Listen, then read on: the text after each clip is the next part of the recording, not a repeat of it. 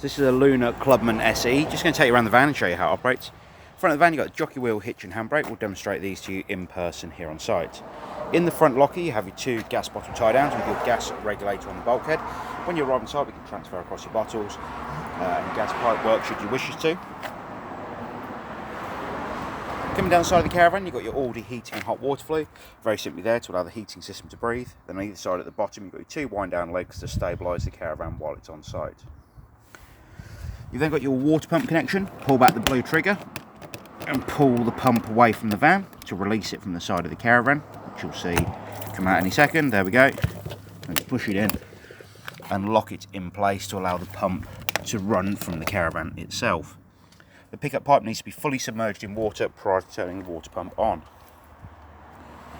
Mains power lead comes in from the power on site, and you've got your leisure battery on the side of the caravan.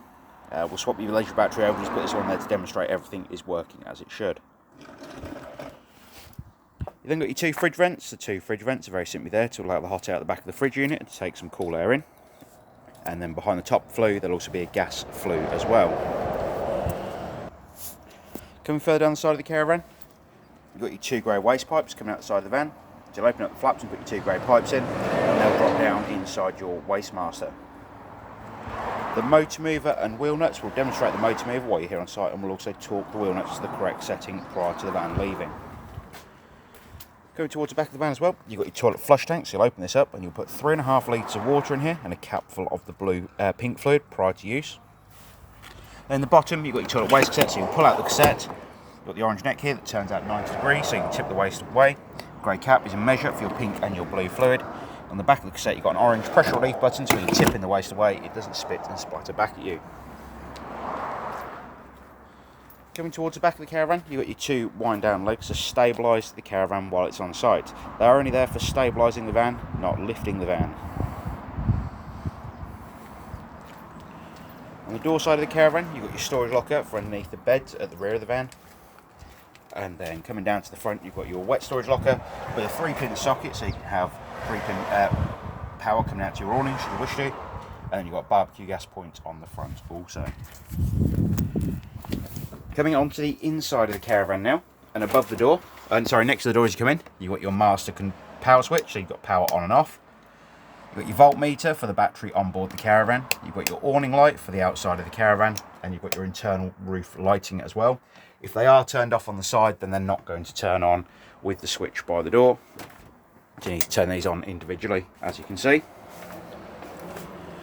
You've then got your water pump run, which I'll come back to in a moment, and below that you've got your Aldi heating and hot water control panel. So you hit the power switch just here and let that load up while you're going through the rest of the setup procedure on the caravan. I'll come back to this in a moment, so don't worry about this.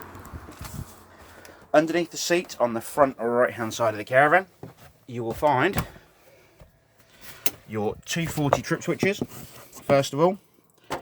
And if you're not sure if you've got mains power coming to the caravan, hit the test switch here. If this blue switch drops down to the bottom, it means you have mains power coming into the caravan. If it stays in the upright position, it means you have no mains power coming to the caravan from the caravan site you are on. Down the bottom of this control panel, you'll see you've got your 12 volt fuses. So each of those is individually marked above for which fuse should be in each hole. And then down the bottom, you've got a list of what each of the 12 volt fuses is for. You've then got your drain down valve for the water system underneath this cupboard on the right hand side also. So it needs to be flat with the floor to fill the water system up, and upright and pointing towards the bottom of the seat to drain the water system down. So flat with the floor will allow you to fill the system up. Once that valve is flat with the floor, you come over to every tap on board the caravan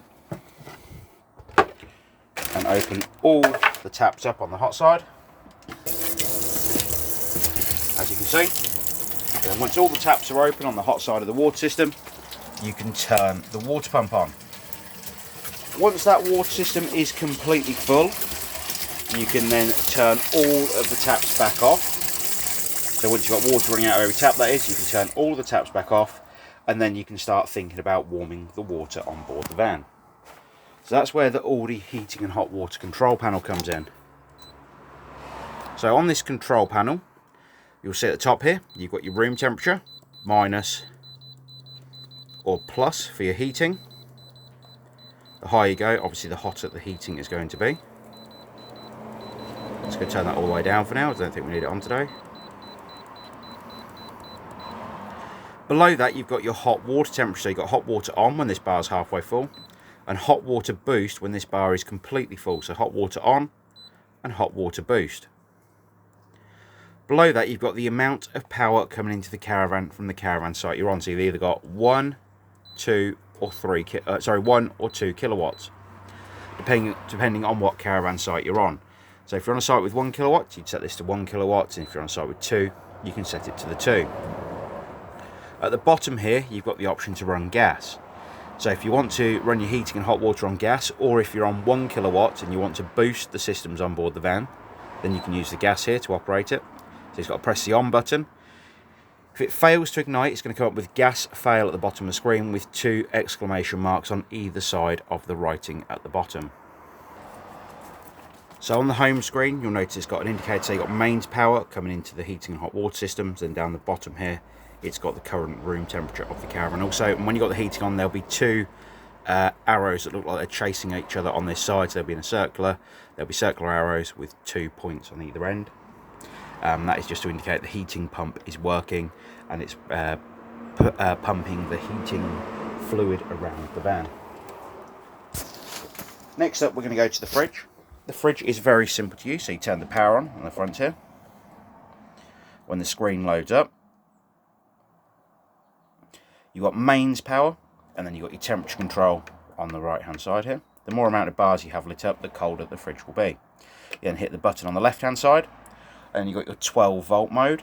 The 12 volt mode is very simply for when you are towing down the road. If you have no 12 volt or 13 pin connection on your car, or you don't have the 2 7-pin connections on the back of your car, then the 12 volt fridge operation will not work. So the fridge will not work as a cool box when you're travelling down the road, and it will also not charge the battery on board the caravan as you are travelling. You've then got gas mode. Now if the fridge ignites on gas, the blue light at the bottom here will be your pilot light, and if it fails to ignite, it's going to flash. Well, when that blue light is solid, should I say, that will be your pilot light. And when this blue light flashes, it actually means it has failed to ignite on gas. And it is the same with any of the power sources. If it isn't picking up a power source, the blue light will actually flash to indicate it is not working.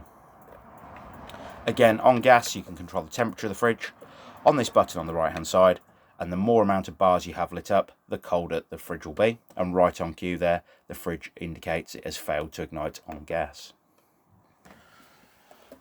Microwave, hob, grill and oven all work very much like your household appliances. You do need to remember, if you have no 240 mains coming into the caravan, then the microwave will not operate. And you also need to remember, when you're travelling down the road, that you need to remove that microwave plate from inside of the microwave and store it safely. Now on the hob, you also have an electric hob ring. Now the hob ring, again, will only work if you have 240 mains coming into the caravan. If you have no 240 mains, then again, the electric ring will not operate. However, the rest of the hob will work on gas from the gas bottles in the front locker. In the cupboard, on the right hand side, as you're going through to the bedroom out, or to the 2 single beds at the rear, you'll see that all the heating and hot water tank. Now, it's very normal to see this level of the fluid down by the minimum, but as the heating and hot water system warms up, that will rise back up to the maximum level as the heating has been operated. You don't need to drain this tank down at all. It is just the water system as you would have done previously. If this level drops down really low, then please contact us and we'll advise of how to fill it. Coming through into the bathroom now. And the last things we're going to go through on the caravan is the toilet system. The toilet has an electric flush on top, so you press the blue button on top here to allow the toilet system to flush. You have a red indicator light to let you know when the toilet waste cassette is completely full. The toilet seat itself actually turns for your convenience, as you can see. However, when you're removing the toilet waste cassette from underneath the caravan, you need to make sure this toilet is back in the central position. And then below the toilet, you have your grey waste handle, which you push across to the right hand side to allow the toilet waste into the cassette under the van. And when you're not using the toilet, you'll have this grey waste flap back in the centre here. If that grey waste flap isn't in the centre, again, you'll not be able to remove that toilet waste cassette, and also it'll allow smells up inside the caravan. So this is the Lunar Clubman SE. If you have any further questions on the caravan, please don't hesitate to give us a call here at the Caravan Company, and we'll be more than happy to help. We appreciate your business and we look forward to seeing you here on site soon. Thanks again. Bye bye.